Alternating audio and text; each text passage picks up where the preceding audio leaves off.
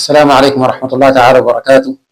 حزب الشعب الفدرالي، فدرالية الدولة، فدرالية الأحزاب، عمر أحمد محمد، حلقة جديدة السبت 28/2/2026 مخصصة لتأثيرات حرب الخليج وحرب إيران على الحرب في السودان، وما ينبغي على قوات تحالف تأسيس فعله في الحرب الآن، والمسألة بتاعت الهدنة وانتقال الملف السوداني من الدول الخليجية للدول الأفريقية، وهل نتوقع استمرار أو استئناف العمليات العسكرية في السودان قريبا، وأي المناطق اللي حتكون مستهدفة في الفترة الجاية، والطرف اللي ممكن ينتصر في الحرب دي وفقا للعوامل الخارجية.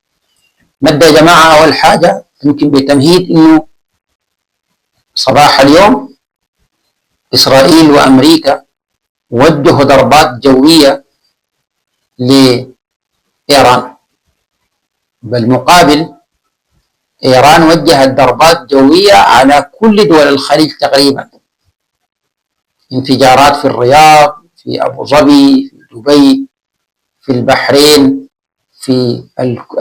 في قطر. كل الدول الخليجية الآن بتغلي.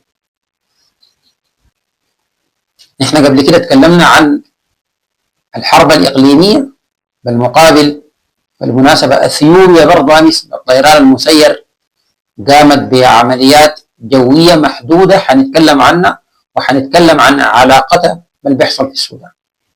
نحن حذرنا دول الخليج من مسألة استهداف الشعب السوداني، ونحن قلنا إنه الدور القادم حيكون عليهم هم ذات، وقلنا إنه الحرب دي الناس بتشوفها صغيرة، إن تبدأ صح برد في الخرطوم، لكن ممكن تنتهي في أكبر عواصم العالم. الناس الزمن ده كانت ما بتنتبه، كانت بتقول ده كلام ساكت، اللي بيقول لك بل بس. الآن النتائج ظهرت. زي ما قلنا إيران ضربت دول الخليج طوال. السؤال اللي بطرح نفسه لشنو؟ قبل ما نجي نتكلم عن الحرب السودانية وعلاقة الموضوع ده بذلك، لأن يا جماعة إيران عارفة نفسها إنه هي ما بتقدر تجاري أمريكا وإسرائيل في الضربات، وفي دول عربية برضو مع الجانب الأمريكي، فهي بالنسبة لها عايز تحقق هدفين: يا إما توسع رقعة الحرب، بالتالي زي ما السودانيين بيقول لك خسرانة خسرانة، يعني هم يخسروا والخليج يخسر، يا إما بالضربات دي يضغطوا على الخليج عشان يوقف الحرب. والإيرانيين عارفين إنهم ما بيقدروا لأمريكا، لكن بيقولوا نضرب الحلفاء بتاعين أمريكا، لأنه العرب ممكن ما يتحملوا الحرب ويتوسطوا لأمريكا إنه توقف الضربات، أو في حالة العرب رفضوا خلاص يضربوا المدن كلها بعد، والحشاش يملى شبكته. ده الآن اللي قاعد يحصل. طيب الآن مقابل الضربات دي نحن حنشهد حل أو شل حركة النشاط العربي في السودان. ويا جماعة في حاجة الناس لازم تفهمها: الضربة على النظام الإيراني أول حاجة المقصود ما حرب شاملة، عشان ما واحد يقول لك والله إيران حتقوم أمريكا حتضرب إيران كلها، لا لا، الناس اللي دارين يمهدوا لانقلاب داخلي، والتمهيد لانقلاب داخلي حيأثر على أنظمة عربية تانية إيران عندها علاقة مع أو واقفة وراها،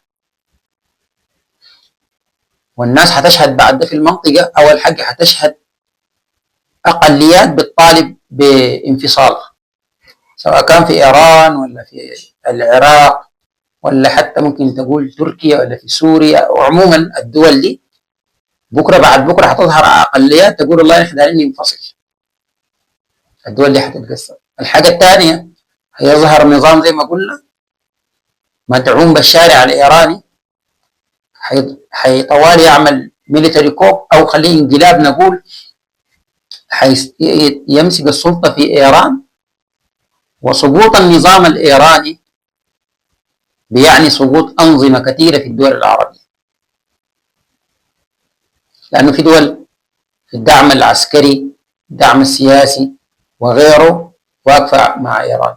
حتى في المسألة بتاعت السلاح في تنظيمات عسكرية الآن في البحر الأحمر بالذات عملوا نشاط دائما بيرتكز على السلاح الإيراني.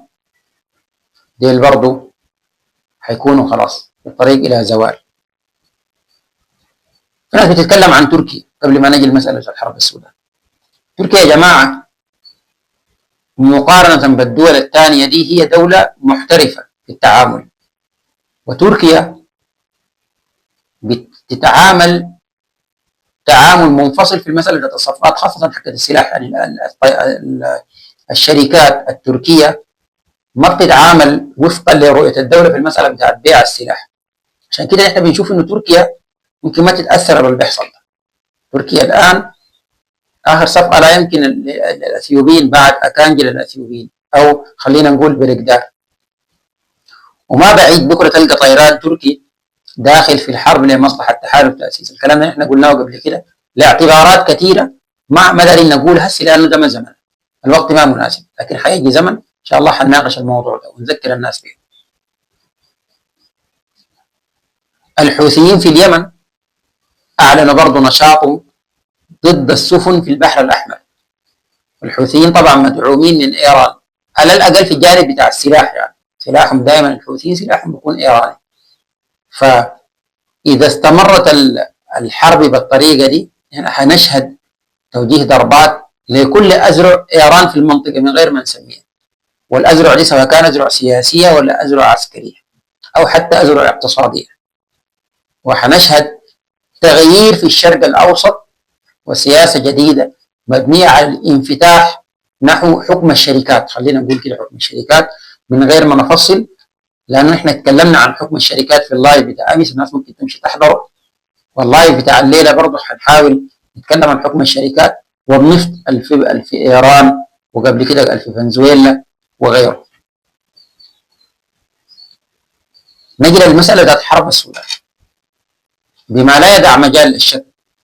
دول الخليج هي الممول للحرب السودانية وهي المستفيد من الحرب السودانية، يعني بغض النظر الطرف المنتصر منه في الحرب دي، في دول في الخليج بتستفيد. وإذا ما استمرت الحرب والسودان استمر في حربه لفترة طويلة برضو دول الخليج دي مستفيدة.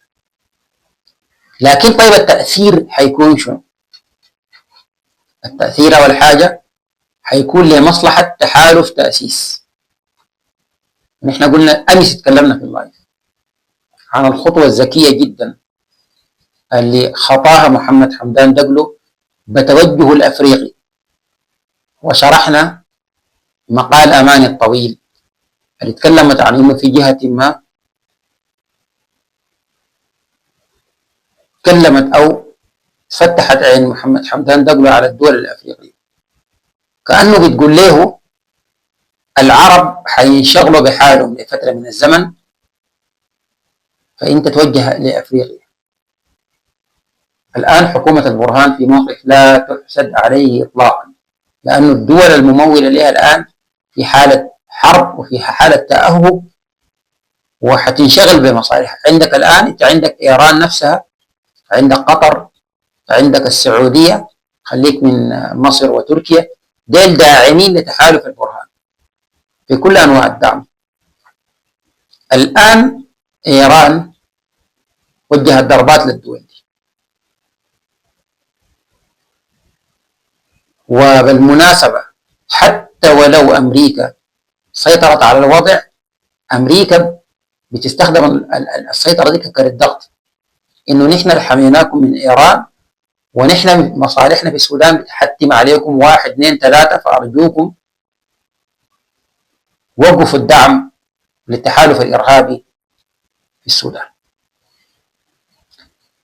الآن التمويل، أول حاجة التمويل المادي اللي بيتم للصفقات بتاع التحالف بور السودان حيقيف. الطائرات اللي بتقوم من الدول دي وبتنزل في العوينات وبتنزل في بور السودان الآن حتقيف. لأن احنا تكلمنا عن حركة الطيران، قلنا إنه في طيران بشكل متكرر ومستمر، سواء كان من تركيا أو من مصر أو من السعودية أو من قطر، بيجي بور السودان وبيجي مصر. وقلنا القاعدة بتاع شرق العوينات المصرية هي قاعدة عسكرية بتنطلق منها معسكرات بتستهدف تحالف تأسيس في السودان. فالآن حيتم وقف الإمداد. عشان كده في الفترة اللي فاتت احنا تكلمنا عن حركة مستمرة طيران تركي قطري للعوينات، وتكلمنا عن التوسعة بتاعت القاعدة. فاحتمال برضه يكون في استعداد للموضوع ده، لكن من الآن نحن نقدر نعلن حسب تحليلنا للواقع، حنقدر نعلن لكم وقف الدعم لتحالف بور السودان نهائيا. وإلا لو حصل دعم بعد ذلك لتحالف بور السودان، الطرف اللي بيدعم ده حيواجه رد قاسي جدا من كل الدول. فنحن الآن بنقول الدعم بيقف. طيب بعد ذاك الغطاء اللي تتمتع به حكومة البرهان، الغطاء العربي الآن تم كشفه تماما. والأمريكان الآن الملف زي ما قلنا بتاع الشأن السوداني الآن تم تسليمه للدول الأفريقية. الناس منتظرة من ترامب بحاجة واحدة، منتظرة من ترامب يصنف جماعة الأخوان المسلمين كجماعة إرهابية، والأفارقة بعد ذاك بيقوموا بالواجب. كده تاني نرجع ونقول الخطأ محمد حمدان دقلو بالتوجه الأفريقي دي خطوة ذكية جدا، ودي خطوة تحسب للرجل ده، وبريك إن الرجل ده قاري سياسة تمام وقاري اقتصاد تمام. وفعلا المشروع بتاعه مشروع تطوير الدولة السودانية يبدو أن العالم كله الآن متفق عليه. فالآن احنا كان عندنا كم مشروع، عندنا خلينا نقول خطين داعمين للحرب في السودان. عندك الخط العربي اللي هو داعم تحالف بور السودان، بعد ذاك في كان تحركات من صمود اتجاه الخط الأوروبي. الصمود كان بيمشوا، قاموا بجولات أوروبية لمحاولة وقف الحرب والتأثير على الحكومات هناك. فكان في توازن نقدر نقول. الآن الخط العربي لدعم البرهان خلاص وقف، بالمقابل فتح خط أفريقي لدعم تأسيس. عشان كده أتوقع الفترة الجاية انهيار تحالف بور السودان وانقسامه حتى من خلال الأشخاص. عادي بكرة بعد بكرة ده يخلي ده يطلع من بور السودان يجي بجاي، وذاك يمشي يجي بجاي وغيره. في الميدان اللي بيحصل شنو؟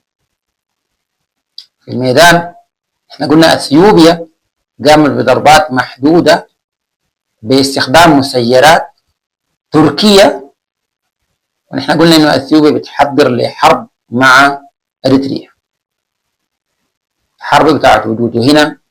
اريتريا برضه يمكن اخطأت خطأ كبير جدا بالاعتماد على دول عربية، والدول دي الآن الفيها مكفية، بالتالي وقف الدعم برضه. نحن بنتوقع، وده حنخصص له حلقة، حنتوقع الفترة الجاية تحرك مصري إيجابي جدا في مسألة وقف الحرب. الكلام ده الناس تاخده كده كهيدلاينز، وبعد ذاك الأيامات الجاية حتثبت. حنتوقع إنه ما خلاص بعد ذاك الدول دي كلها بقت تعاني. والخطوة بتاعت الجزائر ومصر في مسألة رفع تجميد حصانة السودان، العضوية السودان، قامت بها بالنيابة عن دول عربية، لأن الدول دي بتشهد مشاكل. فحنشوف تحركات مصرية في مسألة احتواء الشأن السوداني عسكريا. بالأمس في اللايف يمكن كان في تنبيه لمسألة كادوغلي. بعض الناس أشارت لأنه في تقارير بتشير إنه الجيش استخدم مطار كادوغلي لإرسال أسلحة للمقاتلين هناك أو لنقل الأسلحة. الآن الجيش في أسلحة دخلت كادوغلي، في ناس بيتكلم عن طريق المطار، في ناس بيقول عن طريق ثاني. لكن الشيء اللي نحن دايرين نقول عموما الطريق بتاع كادوغلي فاتح، ما في أي، اللهم إلى المسيرات، لكن ما في أي اعتراض من قبل قوات الدعم السريع للمسألة. الطريق فاتح والكلام تم باتفاق، لكن أنا حوريك الحاصل شنو اللي بيحصل شنو. الأسبوع اللي فات والأسبوع ده المسيرات يمكن حققت أهداف استراتيجية بضربها لمعسكرات الجيش، سواء كان في جيسان أو في النيل الأزرق عموما، في الأبيض شمال كردفان وفي جنوب كردفان. استهداف المسيرات كان استهداف دقيق جدا على ضوء شخصيات تم القضاء عليها، في مخازن بتاعت وقود تم القضاء عليها، في مخازن بتاعت ذخيرة تم القضاء عليها. طبعا الجيش كالعادة إعلامه طلع وقال الدعم السريع استهدف المدارس، وفي كردفان في الأبيض طلعوا ببيان الدعم السريع استهدف الجامعة أو قاعات جامعة كردفان. السؤال بطرح نفسه، ليه الجيش دائما في أي ضربة بيطلع بيتكلم عن مدارس وعن جامعات ومساجد وغيره؟ الإجابة لحاجتين. الحاجة الأولى إنه الجيش دائما بعد يتلقى ضربة قوية جدا بالنسبة له طوالي بيبدأ يدين الدعم السريع بالحاجات دي عشان يحاول يأثر على الرأي العام، وهم خلاص عندهم مخزن بتاع الذخيرة تم تدميره، زعلانين من الحتة دي، طوالي طلعوا قال الدعم السريع ضرب مدارس. الحاجة الثانية يا جماعة إنه فعلا الجيش بيخزن الذخيرة، بيخزن السلاح، وبيعمل اجتماعات وفي مدارس وفي قاعات بتاعت جامعات وفي مساجد. الجيش بيستخدم، ودي ده اسلوب اي مين ده من الحركه الشعبيه، ايه دول عارف.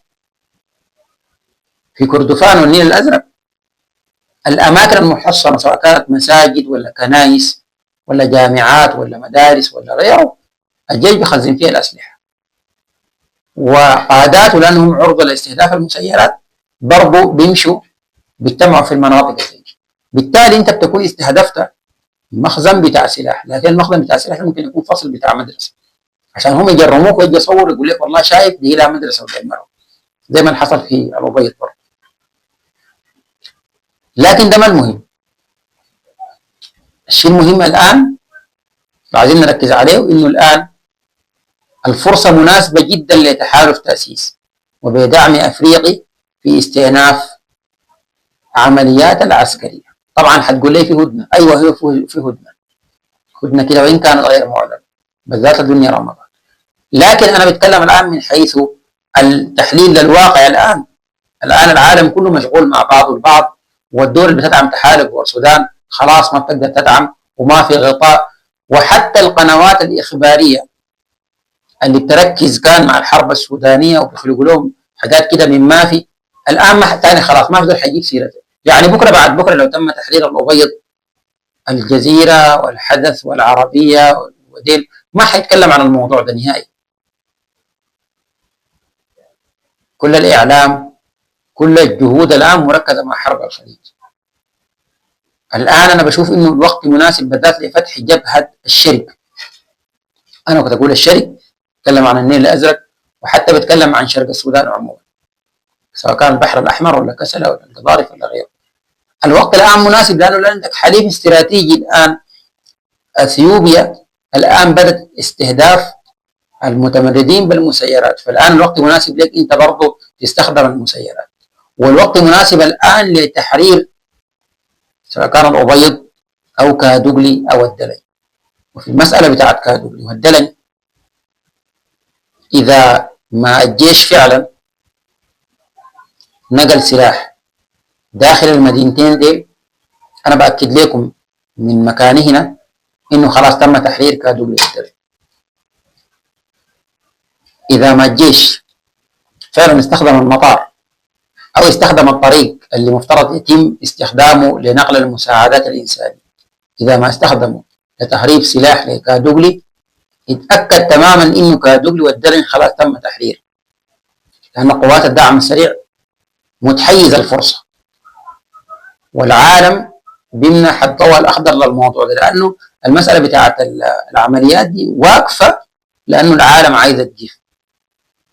لكن إذا ما الجيش اخترق الموضوع ده فأنت أضمن إنه حتبدأ عملية تحرير شاملة لكردفان وطوال النيل الأزرق ولكل أجزاء السودان قريبا. والوقت الآن مناسب جدا جدا، بل الوقت مناسب الآن للقيام بعمليات قد تكون خارج الحدود من غير ما نسمي.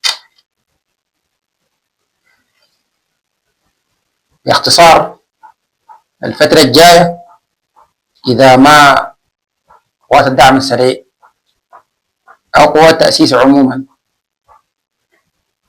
سعت لعدم التصعيد واستغلال الفرصة، حنشهد بالذات الأبيض. أمس يمكن الناس شافت مسيرات برضه، حنشهد تحليق مكثف للمسيرات في كردفان وفي النيل الأزرق، هنشهد استهداف لكل تمركزات الجيش في كردفان وفي النيل الأزرق، وحنشهد انهيار شامل بالنسبة للجيش في كردفان والنيل الأزرق. وما بعيد ممكن نشهد اجتياح بري في رمضان لكل المناطق دي.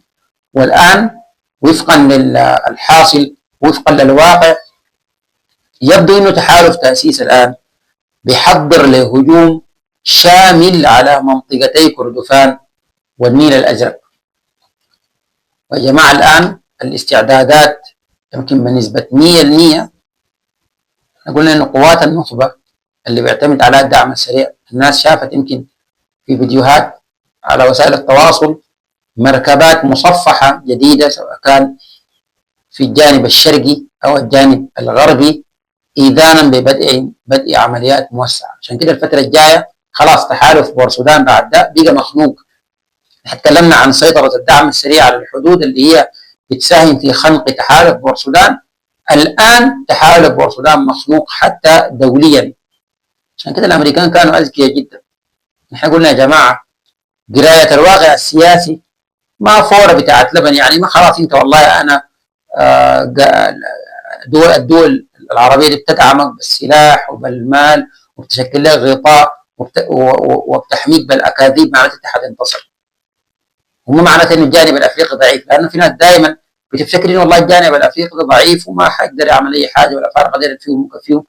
الان الافارقه بينهضوا، الناس تترقب تحركات افريقيه قويه جدا، قرارات افريقيه قويه جدا في المساله بتاعت الحرب في السودان.